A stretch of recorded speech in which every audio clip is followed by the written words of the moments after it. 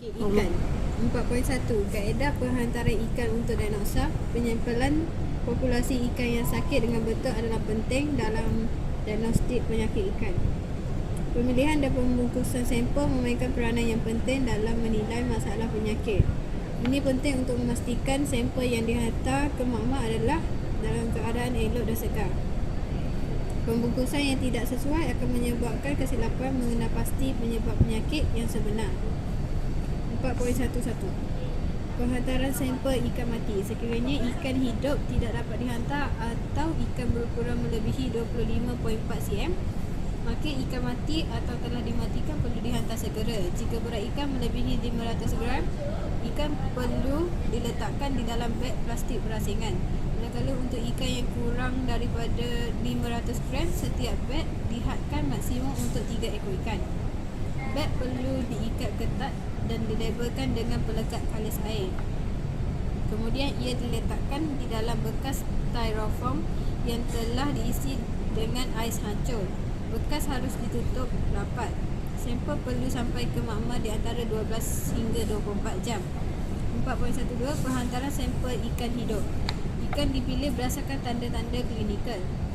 Beg plastik yang kuat perlu diisi dengan 1/3 gas oksigen untuk memberi pengudaraan kepada ikan.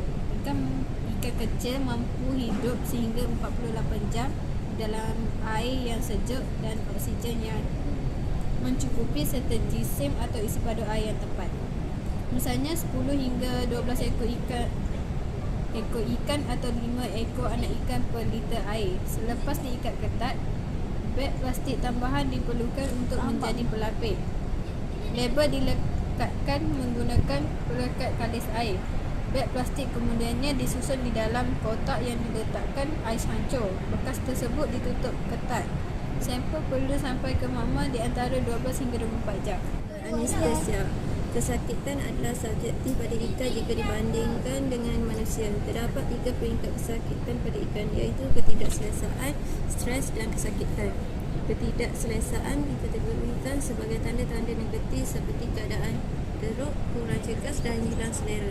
Stres pula ditakdirkan sebagai keadaan yang tegang, kesan daripada faktor persekitaran dan faktor fizikal. Kesakitan pula adalah tanda-tanda positif seperti pergelutan, menggelepar atau denyut terjatuh yang kuat. Tindak balas ikan terhadap bahan-bahan yang boleh merangsang seperti cahaya, gerakan dan bunyi adalah kurang baik kerana ia akan menghasilkan suri tindak balas refleks yang akan mengganggu diagnosa klinikal ikan tersebut. Oleh itu, ikan perlulah diberi bahan anestetik sebelum didiagnosa. Sukatan bahan anestetik perlu ditentukan untuk tujuan kelainan seperti melumpuhkan ikan, proses pengangkutan yang lama dan pembedahan kecil. Bagi pembedahan yang kompleks seperti laparotomis dan keadaan yang serius, anestesia umum melalui suntikan adalah diperlukan. Apabila memegang ikan dengan tangan, ikan perlu dipegang dengan lembut. Ikan yang besar boleh dipegang di bahagian kepala dan ekor, manakala ikan kecil dipegang dengan menekankan dua kepingan basah ke badan ikan. Ikan adalah fotofobik kerana tidak mempunyai kelopak mata. Apabila ikan dikeluarkan daripada air, mata ikan hendaklah dilindungi agar stres dapat dikurangkan daripada ikan. Oleh itu, rangsangan cahaya, gerakan dan bunyi perlu dimikirkan semasa proses diagnosa. Faktor-faktor penyebab stres dan persekitaran hendaklah dielakkan sebelum ikan diberikan bahan anestetik. Ikan tidak akan diberi makan selama 24 jam sebelum proses anestesia dilakukan dan tidak akan diganggu. 2 tangki perlu disediakan, iaitu tangki anestesia adalah untuk melakukan agen anestetik ikan. Tangki pemulihan perlu disediakan untuk rangsangan ringan dan pemulihan. Agen anestetik perlulah dicampurkan rangsangan ringan dan pemulihan. Agen anestetik perlulah dicampurkan. Peringkat anestesia pada ikan, jadual 4.1. Umumnya, kebanyakan spesies ikan melalui fasa anestesia ini. Walau bagaimanapun, terdapat kepelbagaian pada setiap individu ikan bergantung kepada agen dan dos yang diberikan. Sebahagian peringkat tidak berlaku dalam proses anestesia pada sesetengah ikan. Apabila sekumpulan ikan daripada spesies yang baru akan menjalani proses anestesia, anestesia perlu dimulakan dengan bilangan ikan yang sedikit dan tahap pemulihan diperhatikan dengan cermat. Ini penting untuk mendapatkan dos dan agen anestetik yang sesuai. Jadual 4.2. Selepas anestesia, ikan tersebut akan diperhatikan sehingga 24 jam untuk memastikan tiada kesan sampingan akibat agen anestetik. Larutan anestetik perlu diberikan pengendaraan berterusan kerana ikan menggunakan banyak gas oksigen ketika berada dalam keadaan stres. Dalam kes-kes tertentu, ikan boleh dimatikan secara euthanasia sekiranya spesimen tersebut masih hidup untuk proses penyempilan. Euthanasia bermaksud pembunuhan belas kasihan dan berkaitan dengan perlakuan membunuh untuk mengurangkan kesakitan, ketakutan dan stres pada ikan. Terdapat dua kaedah euthanasia iaitu kaedah fizikal. Contohnya, kecederaan otak akibat hentakan atau konkusi. Ini melibatkan bahagian belakang kepala dibedah. Kaedah kimia. Contohnya, agen anestetik MS222. Agen ini digunakan dengan melarutkan bahan kimia di dalam tangki. Su air selalunya akan mengubah keberkesanan agen anestetik. Agen anestetik juga boleh digunakan dengan menyuntik ikan pada intraotot atau intraperitoneum. Untuk membunuh ikan, dos anestesia digandakan 2 atau 3 kali daripada jumlah yang disyorkan.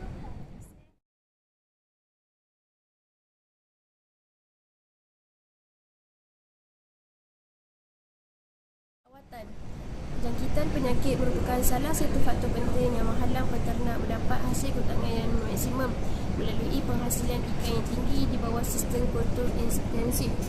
Penghasilan aquaculture yang maksimum bergantung kepada beberapa faktor, di antaranya ialah kos, kedapatan air, keadaan persekitaran dan jangkitan penyakit. Dalam sistem kultur intensif, penyakit hadir disebabkan oleh persekitaran yang teruk. Contohnya penggunaan stok atau ikan yang diternak dengan kepadatan populasi yang tinggi, penukaran air yang tidak kerap, pengudaraan yang tidak mencukupi kandungan bahan yang organik yang tinggi di dalam air, dan suhu air yang berubah dengan mendadak. Pengawalan penyakit di dalam aquaculture sangat bergantung kepada cara pengurusan ladang atau kolam. Kebanyakan penyakit ikan dan haiwan akuatik merupakan jangkitan sekunder iaitu rentetan daripada keadaan persekitaran kolam yang teruk. Ini boleh diatasi dengan pengurusan dan persekitaran kolam yang baik. Persekitaran kolam yang baik dan berkualiti dapat dikekalkan dengan mengawal dan memastikan bekalan air yang bebas dari pestisid, kontaminasi dan sisa industri dan kumbahan. Bagi rawatan ikan, penggunaan bahan kimia yang sesuai adalah penting. Menurut Wellborn 1985 dan Plum 1992, 4T perlu diambil kira semasa membuat rawatan ikan, iaitu tahu air, tahu ikan, tahu bahan kimia dan tahu penyakit. Kegagalan untuk mempertimbangkan 4T ini akan menghasilkan rawatan yang tidak berkesan ataupun rawatan yang sebelum membuat rawatan, jumlah isi padu air yang hendak digunakan untuk rawatan mestilah dikira dengan tepat dan bukan hanya sekadar anggaran sahaja. Ini penting untuk mengelak berlakunya keadaan di mana terlebih dos rawatan yang boleh membunuh ikan. Manakala kekurangan dos rawatan boleh menyebabkan rawatan menjadi tidak berkesan. Parameter air seperti jumlah alkaliniti, pH dan suhu boleh mempengaruhi keberkesanan rawatan. Air yang mempunyai parameter berbeza boleh menjadi toksik bila bercampur dengan bahan kimia yang digunakan. 5.2. Tahu ikan. Spesies dan umur ikan mestilah diambil kira semasa membuat rawatan. Ini kerana ada spesies ikan yang lebih sensitif terhadap sesuatu bahan kimia dan spesies yang lain pula kurang sensitif. 5.3. Tahu bahan kimia. Tahap ketoksikan sesuatu bahan kimia yang digunakan dalam rawatan mestilah terlebih dahulu diketahui sebelum diberikan sebagai bahan rawatan. Contohnya, terdapat bahan kimia yang boleh menjadi neutral akibat pancaran cahaya matahari, pH, suhu dan jumlah alkaliniti yang tinggi di dalam air. Sesetengah bahan kimia juga boleh merosakkan tumbuhan air dan ini secara tidak langsung menyebabkan berlakunya pengurangan oksigen di dalam air. 4. Tahu penyakit. Penyakit yang hendak dirawat hendaklah dikenal pasti. Contohnya, ada penyakit parasat dan penyakit bakteria pada ikan yang menunjukkan tanda klinikal hampir serupa. Pada ikan yang sama juga boleh berlaku pelbagai jangkitan akibat hadirnya beberapa jenis patogen penyebab penyakit pada masa yang sama. Sekiranya ubat untuk rawatan digunakan sewenang-wenangnya, lebih banyak ikan akan mati disebabkan kaedah rawatan yang teruk berbanding dengan bilangan ikan yang mati tanpa diberikan rawatan. 5.5 kaedah-kaedah merawat jangkitan bakteria. Terdapat 4 kaedah rawatan yang umum untuk merawat jangkitan bakteria. Kaedah-kaedah ini boleh digunakan secara berasingan ataupun secara gabungan untuk meningkatkan kesan rawatan. Kaedah ini terdiri daripada kaedah rendaman, mandian, adunan dalam makanan dan suntikan. 5.5.1 Rendaman. Biasanya larutan yang kuat digunakan dan ikan akan direndam di dalam larutan selama 15 hingga 60 saat. Ikan yang dirawat mesti diperhatikan dengan teliti kerana perbezaan keselamatan yang sangat kecil di antara dos rawatan rendaman yang berkesan dengan kepekatan toksik oleh bahan kimia yang digunakan. Untuk kaedah ini, rawatlah ikan dalam bilangan yang kecil dahulu dan perhatikan tindak balas mereka sebelum merawat populasi ikan yang besar. 5.5.2 Mandian. Kaedah rawatan mandian terbahagi kepada mandian singkat dan mandian berpanjangan. Mandian singkat dilakukan selama beberapa jam setiap hari dengan menggunakan produk antibakteria seperti kloramiti, kalium permanganat atau antibiotik. Mandian berpanjangan dalam kolam atau tangki dengan produk antibakteria atau produk anti-ulcer tertentu. Namun, kaedah mandian hanya sesuai untuk merawat jangkitan bakteria seperti sirip lepuk dan melibatkan hanya 1 atau 2 ekor ikan dalam kes ulcer. Mandian tidak membantu dalam menangani jangkitan yang mudarat. 5.5.3 Adunan antibiotik dalam makanan. Kaedah ini ialah dengan mencampurkan antibiotik dalam makanan yang akan diberikan kepada ikan. Walaupun langkah ini memberi kebaikan yang nyata, kesannya hanya diperolehi setelah proses penghadaman berlaku. Namun, ikan yang sakit mungkin hilang selera untuk makan dan antibiotik itu akan disia-siakan. Tambahan pula, situasi kerintangan bakteria terhadap antibiotik yang biasa digunakan didapati semakin berleluasa. 5.5.4 Suntikan. Kebiasaannya, sebanyak 5 suntikan diberi dalam tempoh 10 hari di samping rawatan topikal. Adalah diingatkan supaya hanya menggunakan antibiotik yang sesuai. Ini akan memberikan kadar keberkesanan rawatan yang tinggi, melebihi 90% walaupun dalam kes yang teruk. Biasanya kaedah ini digunakan untuk ikan yang mahal harganya atau ikan baka yang sukar didapati. Suntikan biasanya diberikan secara intraperitoneum IP atau intraotot IM. Suntikan IP diberikan pada bahagian posterior cavity peritoneum. Semasa memberi suntikan, hendaklah dipastikan jarum tidak tercucuk dan mencederakan organ dalaman. Suntikan IM pula diberikan pada bahagian badan ikan yang mempunyai banyak otot. Contohnya, bahagian otot yang berhampiran sirip dorsal. Rujuk Rajah 3.2. Rawatan kimia natrium klorida merupakan satu cara rawatan yang tertua dan sangat berkesan untuk merawat penyakit ikan. Rawatan atau profilaksi 0.5 hingga 1.0%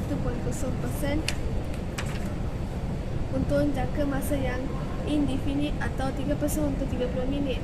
Bagi tujuan profilaksis dalam asuhan hatchery, penggunaan garam berkepekatan 100 gram per 100 liter disyurkan setiap hari. Yang kedua, asid asetik 5%. Ia pernah digunakan sebagai parasitisida untuk protozoa luaran pada kepekatan 500 hingga 1000 mg per liter untuk 45 hingga 60 saat hingga 30 minit. Asid asetik adalah kurang toksis kepada ikan. Walau bagaimanapun, kini ianya kurang digunakan kerana keberkesannya dalam rawatan ikan dipertikaikan. Acriflavin. Bahan ini digunakan sebagai disinfektan telur ikan, antibakteria dan rawatan protozoa luaran. Lazimnya digunakan untuk tujuan profilaksis, biasanya 10 mg per liter untuk rawatan 1 jam atau indefinite pada kepekatan 2 mg per liter. Chloramine T Bahan ini digunakan untuk rawatan bakteria pada jangka masa yang panjang, iaitu 8 hingga 10 mg per liter untuk bakteria luaran. Dia berkesan untuk rawatan bakteria penyebab penyakit pada insang ikan. Kuprum sulfat. Untuk menggunakan bahan kimia ini, tahap alkaliniti air mestilah diketahui terlebih dahulu. Biasanya jika tahap alkaliniti TA adalah 0 hingga 94 mg per liter, bioasasi adalah dijalankan terlebih dahulu. Bioasai dilakukan dengan merawat beberapa ekor ikan dalam jumlah yang kecil di dalam air yang diketahui jumlah isi padunya dan memerhatikan kesan kimia ke atas ikan tersebut. Untuk TA 50 hingga 99, kuprum sulfat adalah diguna pada 0.5 hingga 0.75 mg per liter. TA 100 hingga 149 mg per liter hendaklah diguna 1 hingga 2 mg per liter. TA 150 hingga 200 mg per liter hendaklah menggunakan 2 hingga 3 mg per liter kuprum sulfat. Dalam air yang mempunyai tahap alkaliniti tinggi seperti melebihi 200 mg per liter, rawatan menggunakan kuprum sulfat adalah tidak efektif kerana ia akan membantu mendakan. Larutan yang mengandungi iodin pada kepekatan berbeza. Ia digunakan untuk rawatan telur ikan dan disinfeksi. Biasanya telur ikan ini dirawat pada kepekatan 50 hingga 200 mg per liter selama 15 minit. Malakit hijau.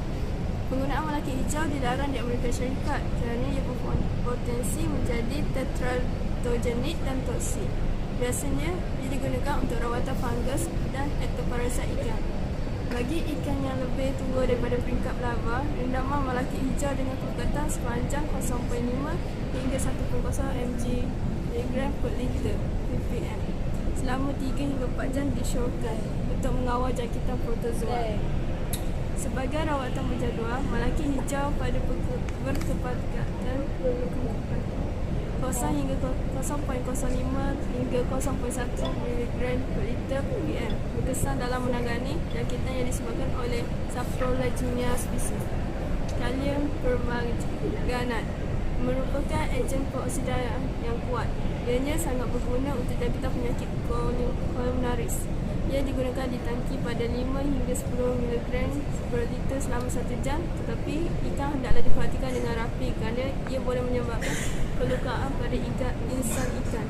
Sekiranya ia digunakan di kolam, 2 hingga 6 mg per liter kalium permanganat digunakan. Walau bagaimanapun, ianya bergantung kepada keperluan pengoksidaan organik air. Kepekatan kalium permanganat mestilah 2 mg per liter melebihi keperluan pengoksidaan organik air yang mana ia dapat ditentukan melalui perubahan warna air kolam daripada merah atau ungu aktif kepada coklat tidak aktif dalam masa 15 minit. Warna merah aktif mesti kekal selama 12 jam sehingga jam selepas memasukkan kalium permanganat untuk mencapai tahap terapeutik. Formalin sesuai digunakan untuk mengawal bakteria dan ektoparasit bagi tujuan profilaksis untuk mengelakkan jangkitan bakteria. Formalin boleh digunakan dengan kerap dengan kepekatan 1 ml per 10 liter. Setiap rawatan ini dijalankan selama 20 hingga 45 minit dalam tangki tanpa aliran air. Bagi tujuan pengawalan jangkitan parasit pula, mandian singkat disyorkan dengan menggunakan formalin pada kepekatan 2 ml per liter selama 2 minit atau 0.2 ml per liter selama 45 minit. Biasanya untuk kolam, 25 mg per liter formalin dicadangkan untuk rawatan. Langkah berjaga-jaga mesti diambil semasa menggunakan formalin kerana ia boleh menyebabkan kekurangan oksigen dan ini memerlukan bantuan pengudaraan tambahan. Rawatan antimikrobik. Antibiotik adalah kelas ubat-ubatan yang digunakan dalam rawatan penyakit berjangkit yang disebabkan oleh bakteria. Antibiotik bertindak melalui dua cara, sama ada dengan cara membunuh bakteria iaitu baktericidal atau merencak pertumbuhan bakteria, bakteriostatik. Kelas-kelas utama antibiotik ditunjukkan dalam jadual dalam jadual. Antibiotik boleh dikelaskan ke dalam keluarga yang sama jika mempunyai struktur kimia yang sama. Bakteria gram positif adalah lebih sensitif kepada antibiotik berbanding dengan bakteria gram negatif. Antibiotik yang bertindak ke atas kedua-dua bakteria gram positif dan gram negatif dikenali sebagai antibiotik berspektrum luas. Manakala antibiotik yang mempunyai aktiviti terhad dikenali sebagai antibiotik yang berspektrum sempit. Antibiotik berspektrum luas mempunyai banyak kegunaan berbanding dengan antibiotik berspektrum sempit. Aktiviti antimikrobik diukur dengan menentukan kepekatan ejen terendah yang diperlukan untuk menghalang pertumbuhan mikroorganisma yang diuji atau dikenali sebagai minimum inhibitory concentration MIC.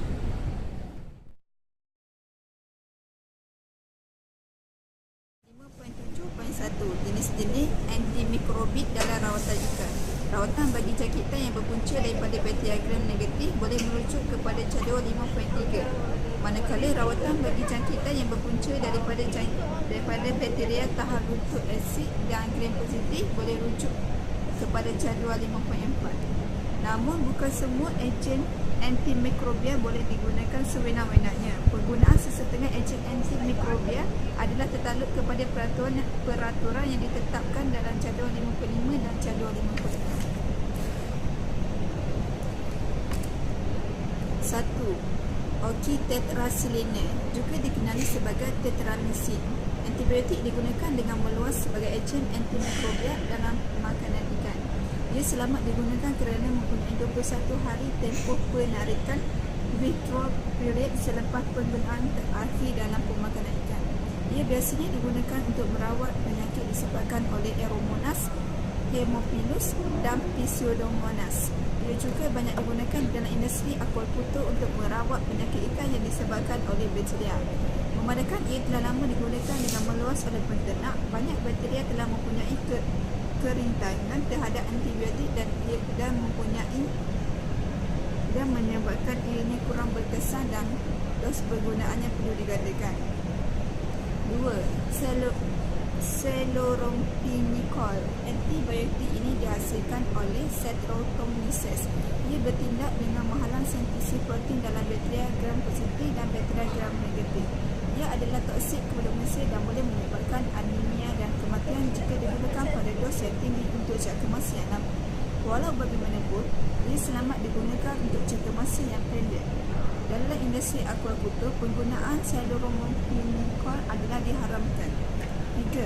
Erythromycin juga dikenali sebagai macrolides. Antibiotik ini dihasilkan oleh Streptomyces erythraeus. Tindakannya adalah dengan menghalang sintesi protein dalam prokariot tetapi tidak dalam eukariot. Ia tidak toksik pada manusia. Aktiviti antimikrobia sangat berkesan kepada bakteria gram positif seperti Staphylococcus, Streptococcus dan Salmonella. Biasanya dicampurkan ke dalam makanan ikan pada 100 gram berat ikan per hari selama 21 hari.